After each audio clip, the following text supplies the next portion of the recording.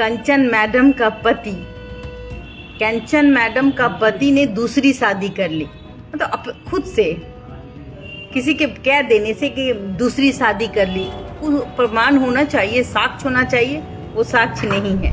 दुकान एनजीओ कुकुरमुत्ते की तरह जो एनजीओ खुली हुई है और वो गरीबों को, बेबस गांव वालों को किस तरीके से लूट रही है, इसकी पड़ताल हम करने जा रहे हैं। जब तक सच्चाई नहीं बोलते हैं और सरकार की आंखें नहीं खोलते हैं तो इस पे कार्रवाई नहीं होती। गलत बोलूंगी तो हो सकता है मेरे ऊपर भी कोई कार्रवाई हो सकती है, इस वजह से मैं एलिगेशन नहीं लगाती। बाकायदा मेरे पास में एक सबूत है कंचन के खिलाफ। नोरमा ग्रुप, जो सोचता है वो करता है, आपके अपने सपनों का आशियाना। एक्चुअली मैं बताना चाहूँगी कि कल आपने एक ड्रामा सीन किया है, वो एक टीआरपी का पार्ट है, कंचन मैडम और एक सूर्या अपने आप को जो रिपोर्टर, द फर्जी रिपोर्टर मैं कहूँगी उसे, क्योंकि वो रिपोर्टर नहीं है, वो रिपोर्टर का नाम बदनाम कर रहा है। वो एक एनजीओ चलाता है, एनजीओ, फर्जी एनजीओ, जहाँ महिला को वो उत्पीड़न करता है, महिलाओं के साथ गाली गलौज करता है। और उसकी वो दोनों, बंटी बबली का नाम सुना ही होगा, बिहार में एक बंटी बबली आ चुकी है एनजीओ के नाम पर। वो एनजीओ, जो एनजीओ का मतलब होता है कि हम 1 रुपया ना ले और महिलाओं के साथ अगर कोई शोषण हो रहा है तो हम उसको रोकें। ये लोग महिलाओं को टारगेट करते हैं, उसके घर जाते हैं और फिर उसके बाद उसको गंदी गंदी गालियाँ देते हैं और उसके बाद उसका तमाशा बनाते हैं, वीडियो वायरल करते हैं और उससे पैसे भी उगाई करते हैं। ये जब जमुई की एक घटना घटी थी, जब मैंने वो रिपोर्टिंग की थी, मैंने आपको वो सच्चाई दिखाई थी, वो महिला का दर्द भी दिखाया था। वकील को कौवा कहने पर 1 रात का हवाला कंचन मैडम को झेलनी पड़ी और गिरगिराता हुआ सूरज वकील के पास पहुंचता है, रोते बिलखते कहता है कि बकस दीजिए, जो चाहिए हम आपको देंगे। क्योंकि उसकी दुकान बंद हो रही थी। बाकायदा हम लोग अब जांच, ऑफ कोर्स राजधानी में हूँ तो मैं यहाँ के डीजीपी से जांच की मांग करती हूँ कि इनके संगठन का नाम मानव अधिकार कैसे हो गया, क्योंकि मानवाधिकार आयोग है और वो उसके जो राष्ट्रीय अध्यक्ष होते हैं सुप्रीम कोर्ट के रिटायर्ड जज है। तो क्या कंचन मैडम सुप्रीम कोर्ट के रिटायर्ड जज हो सकती है? आप अच्छा और कंचन को गुड में, आप अच्छे के कंचन को गुड में नहीं। मैं कल बता दूं कि किस तरीके से उसने इनलीगल तरीके से अपने पति के घर जाके सीन क्रिएट किया। 10 लोगों, चूँकि उनके साथ एक सूर्या भी वहाँ मौजूद था, उसने बहुत ऐसा कांड किया है, मैं बताऊंगी तो आपको समझ में आ जाएगा। उस पर अब एक आवेदन गिरा है, मैं बहुत जल्द, पहले आप लाइव जुड़ जाए। पहले मैं बता दूं, उसने लिखा था कि कंचन मैडम का पति ने दूसरी शादी कर ली, मतलब खुद से किसी के कह देने से कि दूसरी शादी कर ली, प्रमाण होना चाहिए, साक्ष्य होना चाहिए। वो साक्ष्य नहीं है। दूसरी बात, कंचन मैडम का पति हुआ गिरफ्तार। किस एलिगेशन में गिरफ्तार हुआ? फर्जी, झूठ। एक पति प्रताड़ित हुआ। मैं हमेशा महिलाओं का सपोर्ट करती हूँ, मैं हमेशा महिलाओं का साथ देती हूँ। I am with you, please send me script end of course मैं ज़रूर आपको सेंड करूँगी और बहुत सारी चीज़ों को मैं बताऊँगी।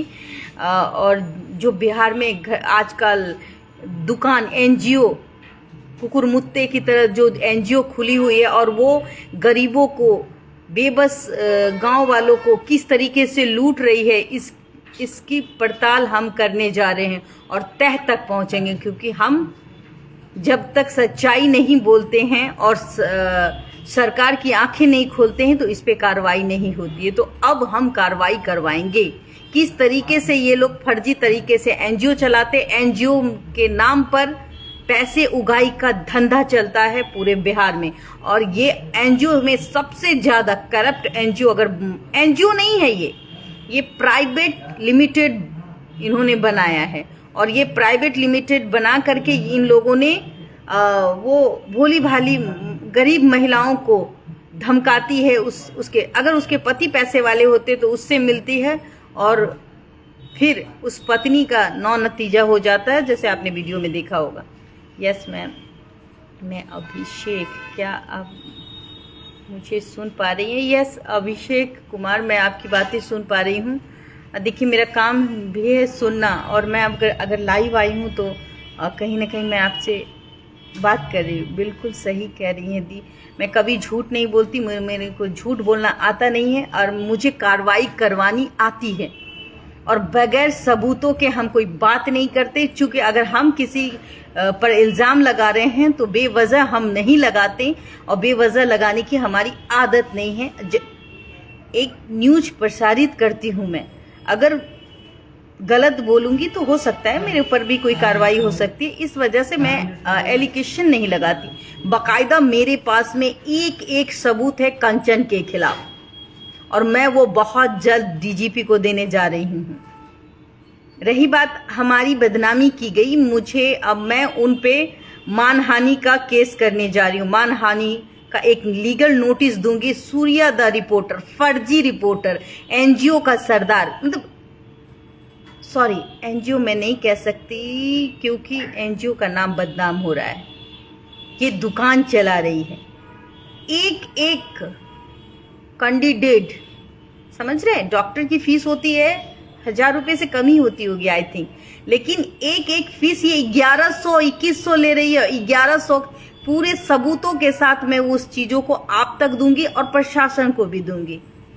दुकान चला रही है राजधानी पटना के अंदर, और अपने पति, मैंने सुना था पत्नियां प्रताड़ित होती है, आई नो, मुझे पता है कि पत्नी महिलाओं के साथ उत्पीड़न होता है, पर कुछ महिलाएं ऐसी हैं जो उस उत्पीड़न का फायदा उठाती है और अपने पति पर इल्ज़ाम लगाती हैं, यहाँ तक कि रेप का चार्ज लगाती हैं उसको और जेल में सराती हैं। जेल में सराने के बाद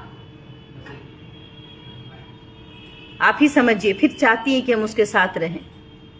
हम लाइव से जुड़ा हूँ, आप अभी तक समझे नहीं? अच्छा, मेहंदी हसन जी, बिल्कुल आप लाइव में हैं, मुझे अच्छा लगा, और ये शेयर ज़रूर कर दीजिए हमारी बातें, और हमारे किशनगंज वाले लोगों को समझाइए कि फर्जी एनजीओ के चक्कर में ना पड़े। पति पत्नी का विवाद, प्रशासन, थाना, कोर्ट, यही आपको देर है अंधेर है पर वहीं से मिलता है। देखिए मैडम 14 साल से केस लड़ रही हैं, मैडम को और वो भी केस 5-5 केस, एक तो रेप केस ही करी है अपने पति पर, और पति के का दर्द कोई नहीं सुना। उसके पति ने जब अपनी बातों को रखा तब जाके उसको तिलमिलाहट हुई कि अरे मेरी दुकान बंद हो जाएगी, अब तो मुझे टीआरपी की ज़रूरत है। और ये भी फर्जी रिपोर्टर क्या करता है, सूर्या गिरफ्तार हो गया इसका पति। किस एलिगेशन में गिरफ्तार हो गया भाई? 4 बार, 2 बार 498। 2018 में इसने ऑलरेडी कहा कि मेरे पति ने शादी कर ली, वो केस चल ही रहा है। कल जाके सीन क्रिएट की, सीन क्रिएट करने के बाद थाना का काम है, जहां लॉ एंड ऑर्डर बिगड़ता है उसके घर जाके, अगर थाना नहीं जाती तो ये पता नहीं उन लोगों के साथ क्या होता। मैंने भी थाने को कॉल कर दिया था, भाई ऐसा ऐसा काम है, चूंकि हम जिस काम के लिए बने हम वही काम करेंगे, सच्चाई दिखाएंगे।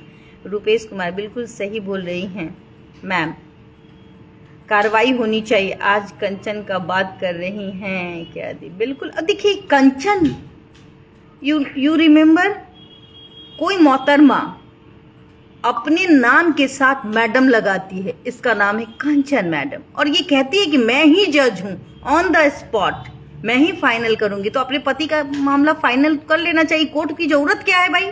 थाने की जरूरत क्या है? और ये अपने पति को बदनाम भी करती। बेचारे पति ने अपनी आप बीती सुनाई, इनके दिल में गुब्बारे बच गए। मैं ये नहीं कहती,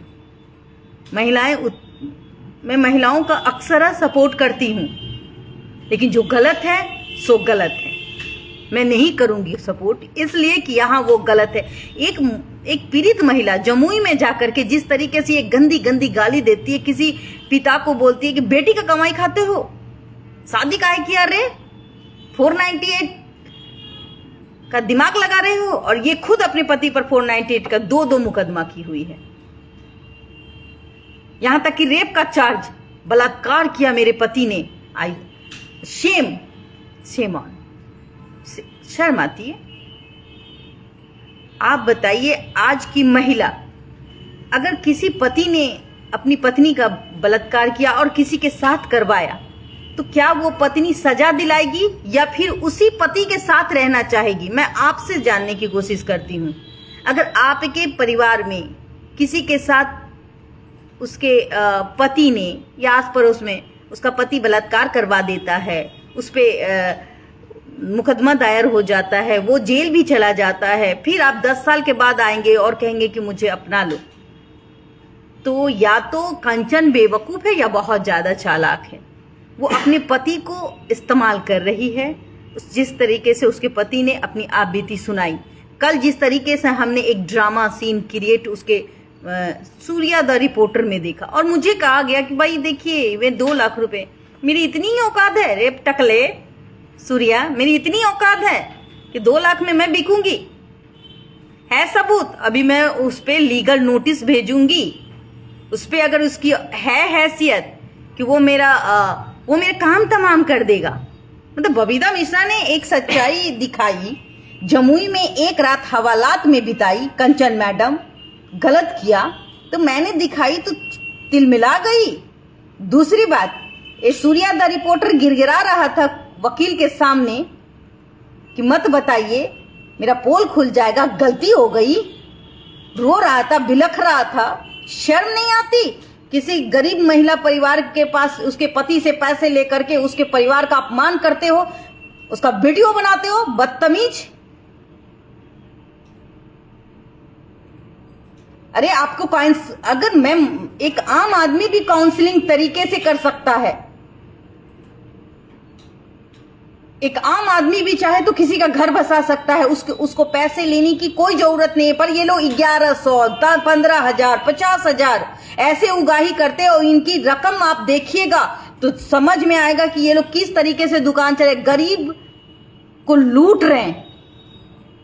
नौकरी करने की जरूरत नहीं है, एनजीओ खोलिए, कुकुरमुत्ते की तरह। ये पटना में एनजीओ खुला हुआ है, आप एनजीओ खोलिए, और ये 4 घर में जो समस्याएं हैं पति पत्नी की, वो समस्या आप तक आ जाएगी, और आप 1100 रुपए ले लीजिए इनसे, फिर उनके घर जाइए तो 20,000 का खर्चा लीजिए, और फिर देखिए आप बैठे बैठे आप महीने के लाखों रुपए कमा रहे हैं। और फिर उसका वीडियो बनाइए बदतमीज की तरह, और उसको आप धड़ल्ले से वायरल कर दीजिए। और इस पे जांच बैठनी चाहिए, प्रशासन क्या कर रही है। प्रशासन को पता ही नहीं कि मानवाधिकार होती क्या है। डैमेड, प्रशासन को पता होनी चाहिए कि मानवाधिकार क्या होती है। ये लोग 112 का किस तरीके से गलत इस्तेमाल करते हैं, और वो गरीब भोला भाला गांव वाले सिपाही को देख के समझते हैं कि भाई ये कोई मैडम होगी, ये कोई अफसर होगी, बोलने का ढंग नहीं, गंदी गंदी गालियां देना। इडियट।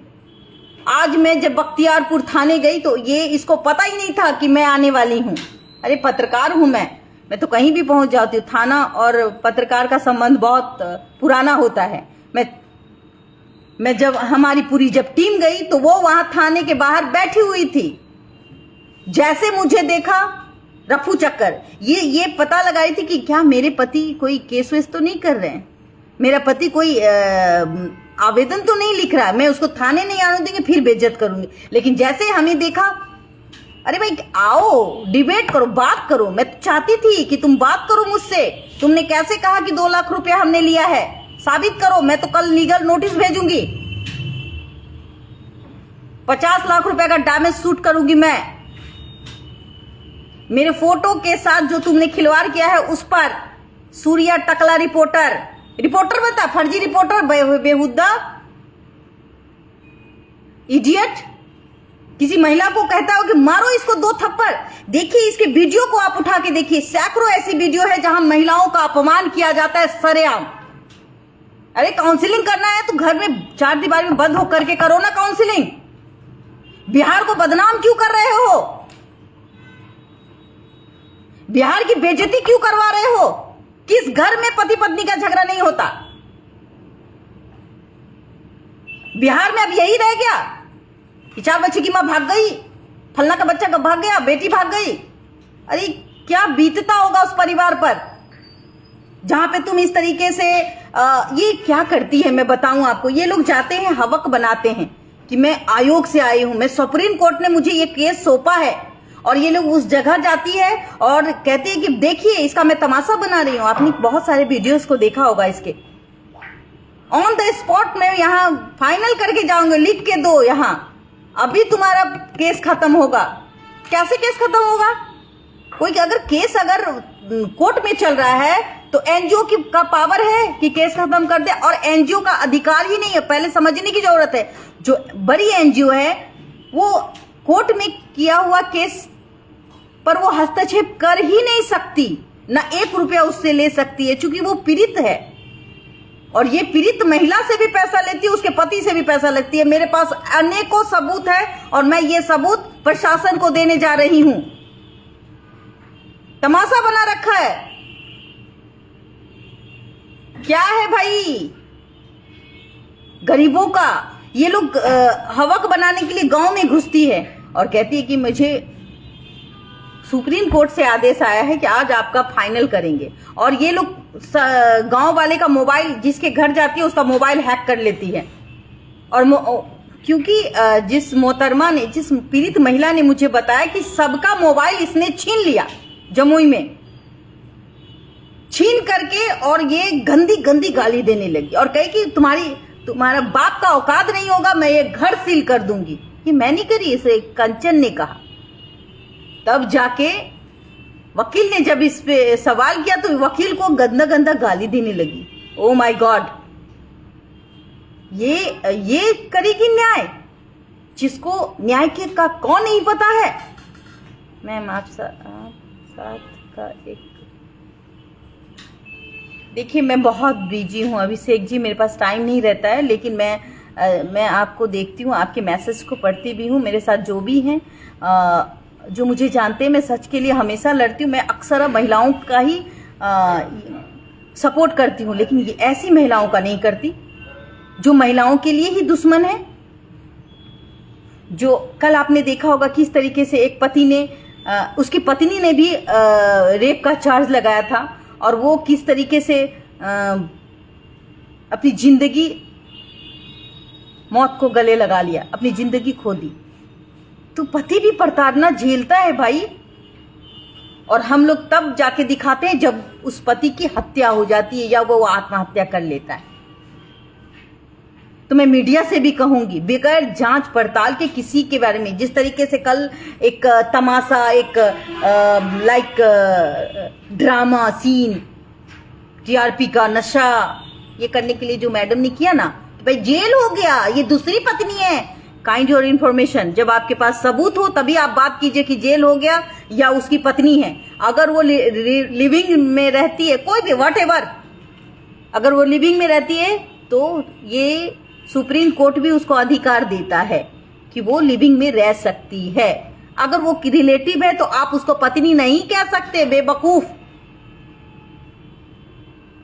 चलिए मैं आपको फिलहाल कह देती हूँ कि एक्चुअली हम आज बख्तियारपुर गए थे। मैं अभी न्यूज़ तुरंत प्रसारित कर रही हूँ। एक काला चेहरा जो समाज में बुरा होने का काम कर रहा है, तो आप लोग बचिए। अपने अपने इलाके में ऐसी महिलाएं जब आपको फोन करती है कि आई एम मैडम, तो प्लीज उस मैडम के खिलाफ आवेदन दीजिए, और आवेदन देने के बाद तुरंत एफआईआर दर्ज करवाइए।